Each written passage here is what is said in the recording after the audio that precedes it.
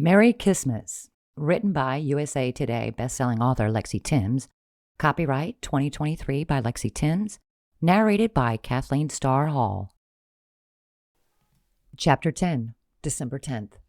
The clock in the living room struck midnight again, except Coulson barely heard it as he deepened the kiss. Her mouth quivered against his, which just served to intensify his desire for her. He was so wrapped up in the kiss, Coulson forgot that at some point they'd both need to come up for air. Had her gentle teasing kiss been the start, or was he to blame for this because of where he'd placed the mistletoe? Suddenly, the heat of her mouth was gone as Blair abruptly ended the kiss, breaking the spell. Disappointment seized him when he noticed her back away from him. He held his hand out. "Blair, I should go," she said breathlessly, a stunned expression on her face. Looked like the kiss had taken her by surprise as well, even though she'd been the one to initiate this time. "You don't have to," he said. "Let me drive you home." "In whose car?" she asked. A very good question, because if he drove her car, he'd be stuck in town, and if he drove his, she'd have to leave her car here. "I can drive your car," he offered. "I'll catch a ride from town after that." "At this hour?" She shook her head. "I can make my own way home." "Blair, don't run off again," he pleaded. "I'm not running off. It's just, if I stay, I'm liable to do something that we can't take back." He saw the blush in her cheeks. "Ah, yes, I see." He ran a hand through his hair awkwardly. Yeah, his mind had gone there when the kiss had gotten heated, but he hadn't figured she'd end up thinking the same thing. Coulson had been attracted to her ever since he'd met her, but that was nothing compared to the desire raging through him now. Somehow his feelings for Blair had intensified after a single kiss. "So I really should go, for the sake of our professional relationship." She rushed off then, stopped momentarily to open the front door, and disappeared into the night. Even though she was gone, he could still feel the heat of her lips on his. Could still taste that spicy tart sweetness that reminded him of ice cream and apple pie. She had tasted so good that he had been ready to devour her if she'd let him. Coulson ran a hand through his hair again, and he realized that he was sweating, and his heart was pounding like crazy, as if he'd just been on one of his early morning jogs. Damn it, he needed to cool down.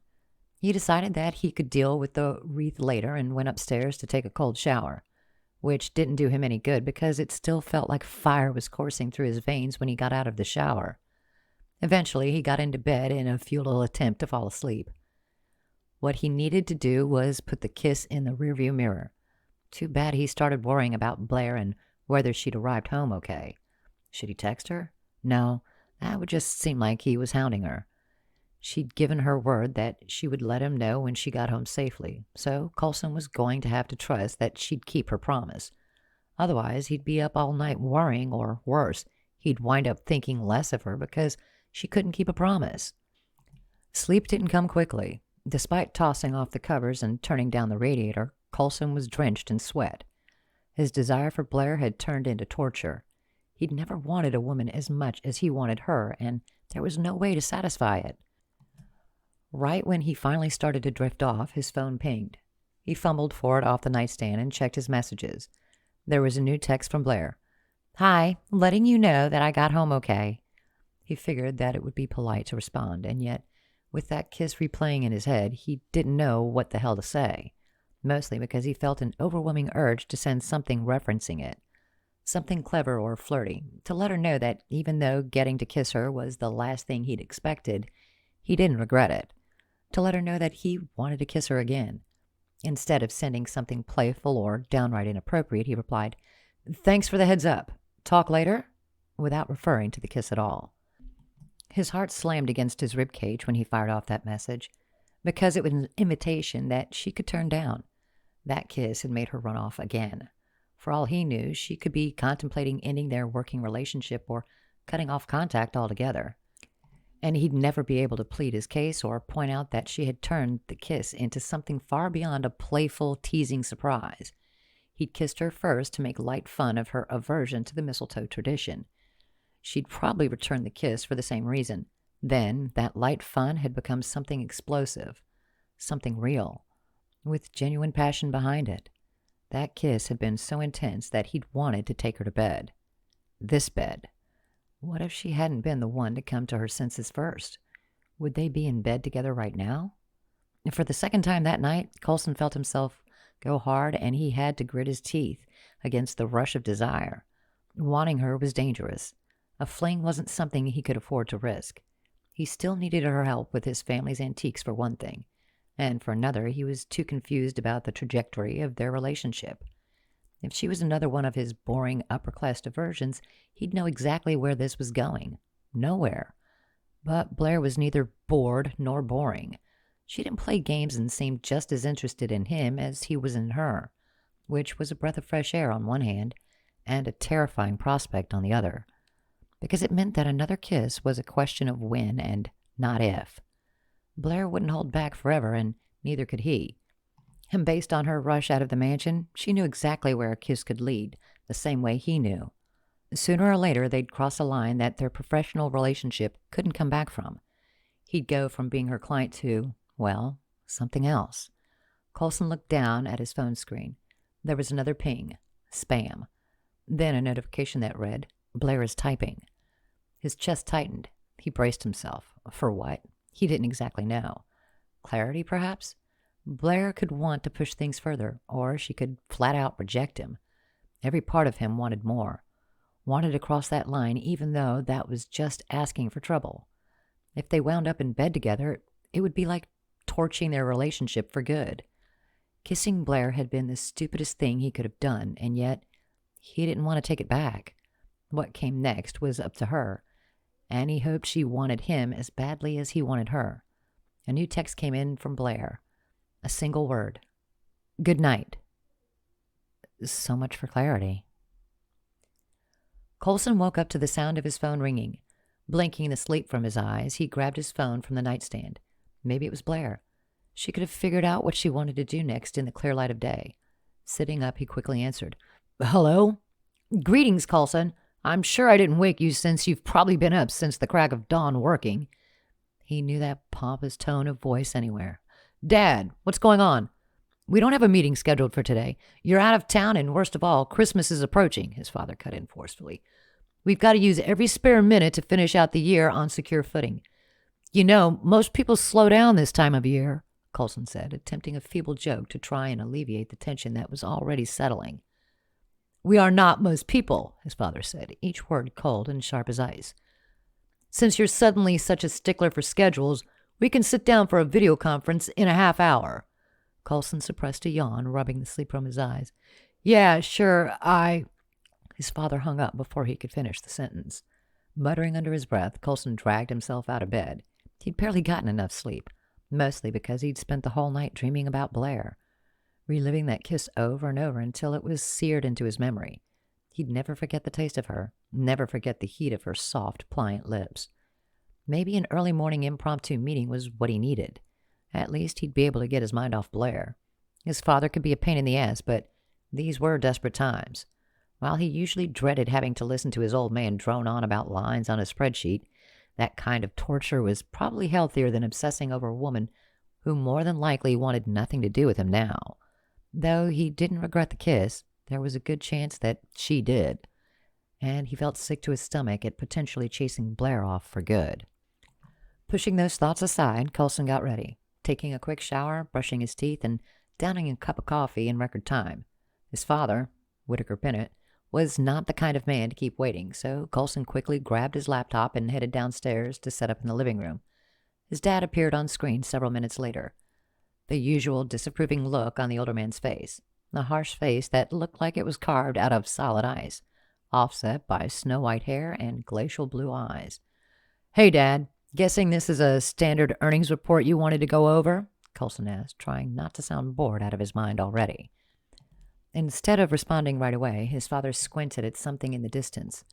What in heaven's name is that? Coulson shifted in the chair to momentarily glance over his shoulder. He didn't notice anything out of the ordinary. What? Is that? The expression on his father's face seemed to get more severe. Is that a Christmas tree? You act like you've never seen one before, Coulson muttered. I thought you said that the servants had all moved out of the mansion. How the devil did a decorated tree get there? His father demanded. If this was anybody else, Coulson would have called them out for being a pompous jackass.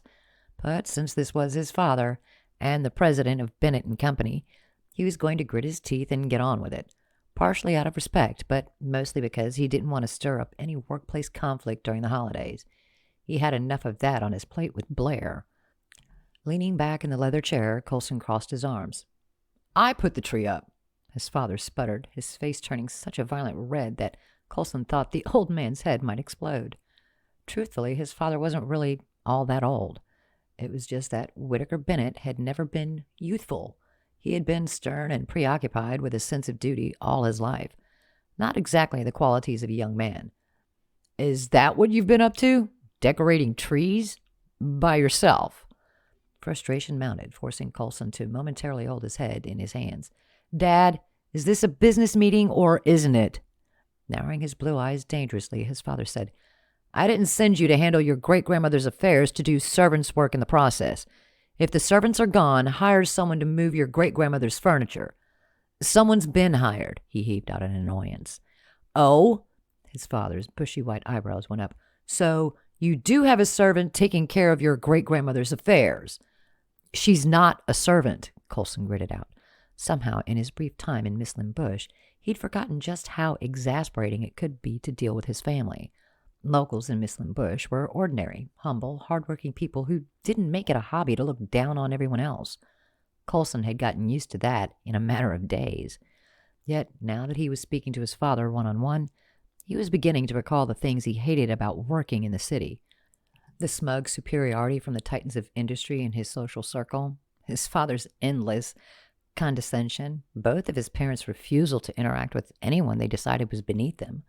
What Coulson had once seen as his parents deferring to formality and outdated social graces just seemed self-important and overbearing now. It was as if the upper class wanted to use good breeding and family fortunes like weapons against anyone they deemed inferior, and his father was no different. Based on his rising annoyance, Coulson realized he wasn't going to be able to keep the peace and avoid conflict like he'd planned. The old man frowned. "She? You have a woman handling all that heavy furniture?" "Blair Hawthorne has years of experience dealing with antiques, and she's not a servant, by the way," Coulson said. "Ah, well, I hadn't realized there was a respectable auction house in town," his father said. "You should have led with that." "It's not an auction house. It's a small antique store, that's all." Dad gave him an incredulous look from his side of the computer screen. "You mean to tell me that you're going to let some woman with no real credentials deal with this? What track record could someone of that sort possibly have?" "Blair is perfectly capable of dealing with everything," Coulson said firmly, with far more confidence than he felt in that moment. Because even though he trusted in Blair's expertise, last night's kiss had probably done more damage than he cared to admit to himself. For all he knew, Blair was gearing up to drop him as a client. Still, even though he was in danger of pushing her away for good, he was adamant about defending her against his father's narrow-minded attacks. She didn't deserve to be disrespected. "As I said, she has years of experience, and she knew Opal." "Goodness gracious! She was one of Opal's friends?" His father shook his head, his contempt palpable. "You'll forgive me for saying, but your great-grandmother came from pretty common stock originally. New money always does, you know. They start off as servants and laborers. Her father was the mansion's gardener before he made his fortune. At least Opal had the good sense to marry her way up. Pity she also had an unfortunate habit of spending her time with just about anybody. Rabble, really, so this Hawthorne woman being familiar with Opal is not an endorsement." "Blair helped Opal," he countered, remembering that it was Blair who helped his great-grandmother choose the pocket watch as a Christmas present. "That speaks to Blair's character." Dad lifted a hand and waved dismissively. "Don't misunderstand. I had quite a lot of affection for my dear grandmother Opal, but anyone she befriended is going to have to come highly recommended from more appropriate sources." Coulson clenched his jaw. That was the best his father could muster. Not love, just affection. The sort of cold emotion that was utterly appropriate yet completely distant. In his heart, Coulson knew that his great-grandmother had deserved better. Opal had been a good woman. Though she took zero nonsense, she was also kind. She'd insisted on treating everyone with equal respect, no matter their background. If only his father had learned that lesson from her. It would have saved him from a lifetime of sounding like a self-important dick. I'm an appropriate source, Coulson said finally, fighting to keep his cool. I recommend Blair. That should be enough. The old man's eyebrows furrowed as he sized Coulson up with a questioning look. This is unusual, Coulson sighed heavily. What is? You've never been this insistent about someone providing a professional service. Business is rarely this personal for you. Suddenly, his father's expression hardened to suspicion. How old is this woman? What's that got to do with anything? Answer the question, his father ordered flatly. It felt more like an interrogation than a mere question, but Coulson decided it was best to give an answer. That way, he'd be able to shut his father down before his suspicion worsened. I don't know exactly. Late 20s? Early 30s? What does she look like? Coulson tapped his knuckles against the arm of the chair, renewed frustration surging through him. The truth was, if he actually gave a response, he'd end up describing Blair in the most poetic terms. Golden curls that formed a halo around her head, the face of an angel contrasted by lush lips that invited him to sin, huge brown eyes he could get lost in, not to mention a body he couldn't stop thinking about. Yeah, there was no way in hell he was going to give his father an answer to that question. Why does it matter what she looks like? Is she beautiful? His father demanded, now watching him like a hawk, watching for a tell that the old man might use against him. His father was good at that, finding weaknesses and exploiting them, which was why both men were usually so formal and kept each other at arm's length. The less they knew about each other, the better things would be at work. That way, they couldn't completely destroy each other if they were both in the dark about the other's vulnerabilities. She isn't the only beautiful woman in town, Dad, Coulson ground out. There are beautiful women everywhere. Yes, but there's a certain look on your face. A look? What look? Coulson demanded, feeling exposed. A look that tells me you'd rather be meeting with this Hawthorne woman than meeting with me, his father accused coldly. To be fair, Coulson would rather be speaking to just about anybody other than his father, but the old man was right, unfortunately. Of all the people Coulson wanted to see in that moment, Blair was at the very top of the list. His father continued his relentless barrage of questions. Is she married? Has she shown an interest in you? Who are her parents?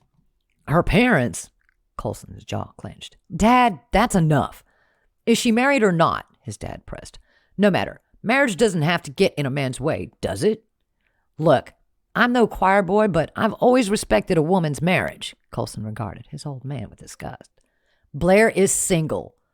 Don't get self-righteous with me, his father warned darkly. If you're sleeping with her, you need to make sure that she isn't some gold digger. So yes, her family background matters. Is she from a reputable family in town? There's some old money in that town. Not much, but it exists. If she's got a good background, then maybe you can parlay that into something that benefits all sides. After all, I was married by the time I was your age. Blair is middle class, he forced out, anger simmering through him. His father frowned. So, she's ordinary. There was nothing ordinary about her. In fact, Coulson considered her to be one of a kind. She was smart, feisty, funny, generous, dedicated, loyal, and passionate. She possessed so many qualities that blew him away, set her apart from so many of the people he'd known all his life. People who thought themselves superior just because they came from wealth. They were dead wrong. Wealth didn't make somebody special. It was the heart and mind of a person that did that. And Blair spoke her mind and wore her heart on her sleeve. If she believed in something, she fought for it, stood her ground no matter what. A quality that he both admired and found utterly frustrating. Truthfully, her stubborn nature and refusal to be impressed by him held an endless fascination, which made that kiss under the mistletoe all the more stirring. After all her protests about the tradition, she'd kissed him under the mistletoe without any restraint. Damn, he hoped he hadn't ruined his chances with her. Blair is a businesswoman, Coulson finally said. That's what counts. The way you said that woman's name, something is going on. His dad's face hardened, anger flashing in the old man's icy blue eyes. You haven't denied sleeping with her. If she's out for our money, I don't need to dignify your insinuations with a response, Coulson interrupted, taking an authoritative tone. Blair is not the purpose of this meeting. A meeting you requested, I might add. We'll have our meeting, his father said in a voice cold enough to freeze Coulson's blood. But this isn't the end of it. It's not? Coulson asked, trying to sound as unfazed as possible. If he projected an air of disinterest in his father's accusations, maybe he'd get the old man to back off. No, it's not. And I'm going to make sure of it, face to face, in person. Meaning what? Coulson demanded. His dad's eyes darkened with resolve that put Coulson on edge. Meaning it's time that someone kept tabs on you and Miss Hawthorne's efforts to settle your great-grandmother's affairs, which is why I've decided that in a few days I'll be stopping by Mislin Bush to monitor your progress.